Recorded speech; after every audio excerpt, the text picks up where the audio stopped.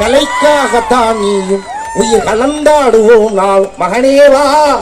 என்ன அற்புதமான பாடல். அந்த மாதிரி அதாவது எதிர்கால குழந்தைகளுக்கு எல்லாருக்குமே அந்த கண்ணாசனுடைய வரிகள்லாம் போட்டு காமிங்க. அப்போ தான் அந்த குழந்தைகள்லாம் இன்னும் அற்புதமாக வளருவாங்க அப்படின்னு நான் வந்து கேட்டுக்கிறேன். இந்த நம்ம ஆவடி நிகழ்ச்சிக்கு வந்து எல்லாருக்கும் என்னுடைய நன்றியை தெரிவிச்சுக்கிறேன். வரட்டுமா?